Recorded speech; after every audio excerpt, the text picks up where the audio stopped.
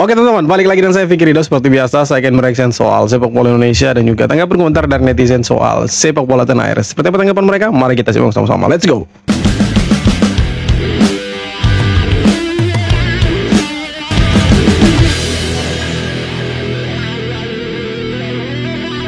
Nasional di tingkat lokal. Yang kedua adalah tidak mengurangi peluang dari pemain-pemain lokal.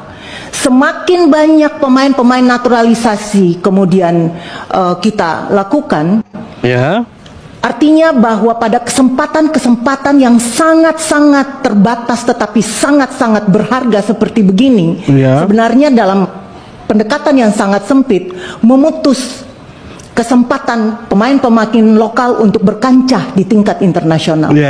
Sehingga saya tidak tahu polanya seperti apa. Mestinya ada ruang juga yang diberikan kepada pemain-pemain lokal untuk mendapatkan kesempatan yang sama juga. Entah bentuknya seperti apa, tetapi harapan kami bahwa dengan sudah begitu banyaknya pemain-pemain naturalisasi yang masuk di Indonesia dan ikut menguatkan timnas, ada plus minus sesungguhnya. Tetapi tujuan utama kita anak-anak bangsa kita yang telah kita latih dari sejak usia muda tidak kehilangan kesempatan emas di waktu-waktu yang akan datang. Betul. Setuju sih kalau soal beberapa statementnya. Cuma begini, apakah pemain-pemain lokal kita tidak punya kesempatan? Saya kira tidak. Mereka sudah punya kesempatan. Ada kok kesempatannya. Mau kita buka-bukaan boleh. Yang paling lama itu ada AFF U19 ya. Kemudian U22 kemarin senior lah, tapi yang diturunkan U22. Mari kita lihat, kebanyakan yang diturunkan itu pemain mana? Itu pemain lokal semua. Artinya di berbagai kesempatan mereka dikasih lah kesempatan untuk bermain untuk timnas. Artinya tidak terputus sama sekali kesempatan mereka untuk bermain di timnas. Kemudian yang paling baru dan yang masih hangat diingatan kita itu Piala Asia U20. Berapa sih pemain diaspora kita yang ada di sana? Bahkan ada 2 pemain diaspora yang baru selesai disumpah pun itu tidak dipakai, ya kan? Ada tim Gepens kalau tidak salah satunya itu kan tidak dipakai, 2 orang kan. Kemudian Dion Marks itu kan tidak dipakai.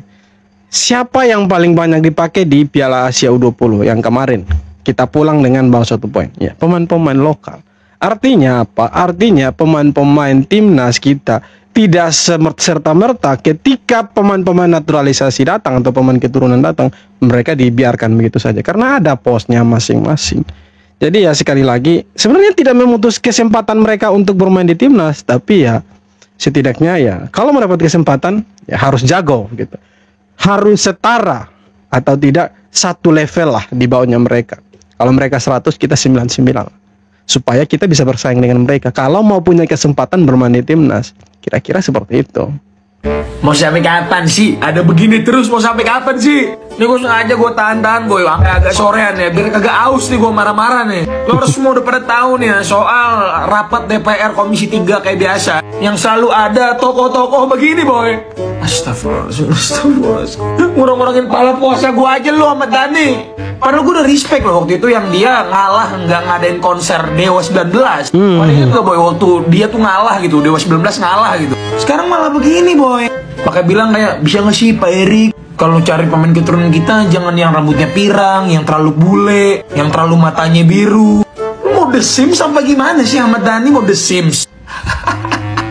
Astagfirullahaladzim. Dan di rapat tadi lagi-lagi muncul ya boy, muncul ya local pride. Kalau bisa naturalisasi jangan memutus lokal. Andalan ibu itu. Ya, kalau gue gak tahu nih ibu siapa dari partai apa, gue gak tahu. Ibu ini tolong kalau misalnya lihat video ini, kalau mau lihat main lokal ya, tonton tuh Lik Ang sama Pon tuh sama Lik Tung, Manggang Gawang tuh lokal tuh.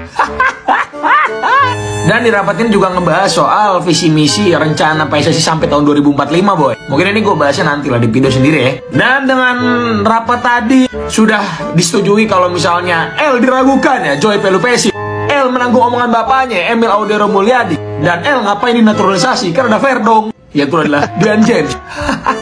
Udah bisa melanjutkan proses naturalisasinya sampai mungkin disumpah sebelum tanggal 10 Maret nanti boy, supaya bisa diregistrasi. Ya harapan gue sih ya, gue nggak tahu ya, ini mungkin balik ke si Ahmad Dhani tadi nih, mungkin ini ya sengaja aja gitu biar rapatnya tuh seru gitu, nggak garing gitu mungkin ya. Tapi kalau misalnya nggak sengaja sih, gue nggak ngerti ya, gue nggak ngerti. Nggak kebayang gue jadi Ole Romeni, jadi Martin Paes, jadi Dan James, yang mungkin secara genetik itu ya emang bule banget gitu, tapi udah mau totalitas buat negara ini malah aku sedang ingin. Tapi janganlah seperti itu. Setidaknya kita hargailah, mereka mau capek-capek untuk Indonesia, berdarah-darah untuk Indonesia ya. Mereka tetap orang Indonesia sebenarnya. Yes, alhamdulillah proses pengajuan naturalisasi ketiga pemain ini sudah disetujui oleh Komisi 10 dan Komisi 13. Rapat ini pun dihadiri oleh kedua pemain, yaitu Dean James dan Joey Pelupesi. Sedangkan Emil Audero berhalangan karena sedang latihan. Dan sudah dikonfirmasi oleh Bu Hetiva bahwa rapatnya sudah selesai, yang kebetulan tadi dihadiri oleh Pak Erick Thohir sebagai Ketua PSSI dan Pak Wamen yaitu Taufik Hidayat. Dan besok akan diselenggarakan rapat paripurna untuk mengesahkan hal tersebut. Setelah ini akan diproses lagi untuk ke Presiden, untuk menerbitkan Kepres, disumpah, dan terakhir adalah perpindahan federasi. Untuk informasi, pendaftaran terakhir adalah tanggal 10 Maret bulan ini. Jadi tinggal sisa beberapa hari lagi. Semoga semuanya bisa dikebut dan ketiga pemain ini bisa membela timnas Indonesia tanggal 20 melawan Australia. Gimana guys? Keren sih, akhirnya mereka bisa bermantuk Indonesia, apalagi Emil Audero yang bertahun-tahun menolak timnas Indonesia akhirnya ya mau bermantuk timnas. Keren. Di dalam rapat Komisi 10 DPR dengan Kemenpora yang membahas naturalisasi Emil, Dean dan juga Joey Pelupesi, ibu ini bilang kalau naturalisasi sejatinya menghambat pemain lokal untuk memperkuat timnas. Aku yakin sih ibu ini pasti nggak nonton kemarin Piala Asia U20. Bagaimana timnas U20 dengan pemain lokal, dengan pelatih lokal dibantai habis-habisan. Bu, timnas itu bukan untuk tempat pemain lokal. Timnas itu adalah untuk membanggakan merah putih Garuda di puncak tertinggi. Ya. Jadi yang main di timnas itu adalah pemain-pemain terbaik. Kalau ibu mau mengkritik kenapa pemain lokal nggak bisa bersaing gara-gara naturalisasi ini, kritik PSSI-nya, kritik kompetisinya. Rank Liga kita sekarang di 25 Asia, Bu. Makanya nggak bisa bersaing tuh pemain Liga 1 masuk ke timnas. Karena pemain yang dinaturalisasi ini rata-rata main di Liga top Eropa, jauh di atas Liga 1. Kalau rank Liga 1 itu ada nomor 5 Asia, Bu. Nggak mungkin PSSI naturalisasi pemain. Nggak mungkin. Ini ranknya 25, wajar PSSI menaturalisasi pemain. Ini timnas di pintu Piala Dunia nih, di round 3, rank 3. Di jalur untuk lolos Piala Dunia. Kalau ibu masih mempermasalahkan pemain lokal atau pemain naturalisasi yang main, wajar ibu kena kritik habis-habisan sama supporter timnas. Ibu aja nggak paham sama yang ibu tanyakan. Kenapa dinaturalisasi? Pemain lokalnya kalah kualitas. Jadi harusnya kalaupun ibu mau kritik, kasih solusinya. Kompetisinya tingkatin lagi. Nggak ada kan ibu bilang kenapa? Karena ibu aja nggak mengikutin itu semua. Salam, dimati. Ya harusnya mereka kritik soal liga, betul. Mereka harus kritik soal liga gitu kan. Karena memang kita punya kompetisi di liga lokal ini memang masih jauh dari harapan gitu. Jadi tidak heran kalau kita pakai pemain-pemain keturunan gitu. Lagian kan pemain keturunan ini bukan ya serta-merta mereka tiba-tiba orang asing langsung jadi orang Indonesia. Mereka kan punya ya darahnya setengah orang Indonesia lah. Jadi kalau mereka bilang ini memutus kesempatan pemain lokal untuk ya bla bla bla bla bla, sudahlah. Lihatlah kemarin itu Piala AFF, kemudian Piala Asia kemarin. Itu kan sebenarnya bukan baru kali ini ya, tapi bertahun-tahun gitu kan.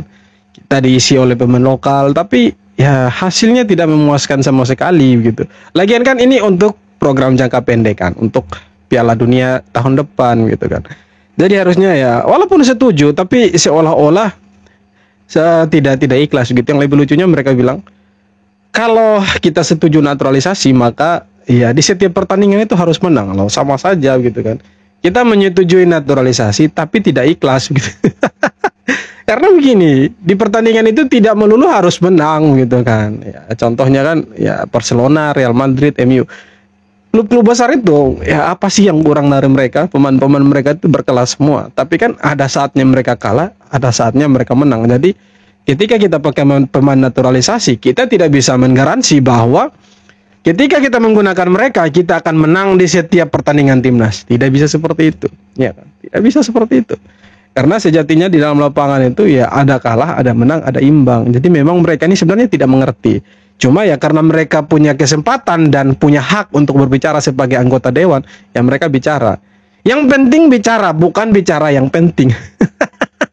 Aku krungu-krungu iki mang nonton videomu jarene pengine pemainnya nek iso aja sing bule-bule, aja sing nek iso rupane apa kulite apa warna rambutnya padha karo awake dhewe ngono jaremu. Wis to, wis rasah iki wis ruwet pisan.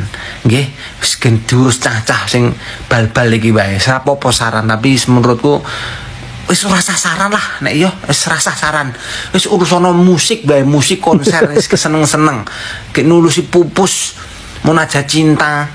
Ya ngulusi anu apa kuwi ya sing lagu sing tambal ban kuwi lho sing angin bawalah jiwaku melayang angin dengarlah rintihan hatiku.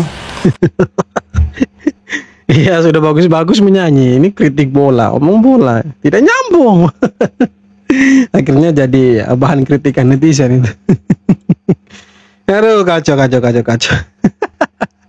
Oke teman-teman, jadi itu dia beberapa video kritikan dari netizen untuk ya anggota DPR RI yang kemarin mereka lagi rapat soal ya pembahasan pemain naturalisasi lah, soal Dan James, kemudian Joy Pelupesi dan Emil Audero. Tapi sayangnya Emil Audero itu tidak bisa ikut kemarin, hanya 2 pemain saja yang bisa.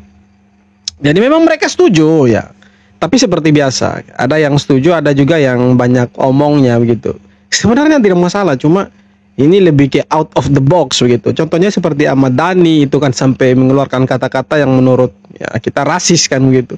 Dia bawa-bawa warna kulit, soal warna rambut, bola mata dan lain sebagainya. Saya pikir itu kan ya tidak pantas ada di ruang-ruang terhormat seperti itu. Harusnya kan bicaralah yang penting-penting, kritiklah yang harusnya urgen gitu. Contohnya kalau memang peduli dengan sepak bola, harusnya jangan yang dikritik itu soal yang ya remeh-temeh, yang nyeleneh gitu. Maksudnya kalau mau kritik, ayolah kritik kompetisi yang ada di dalam negeri gitu kan. Liganya kita harus tingkatkan, ya kan.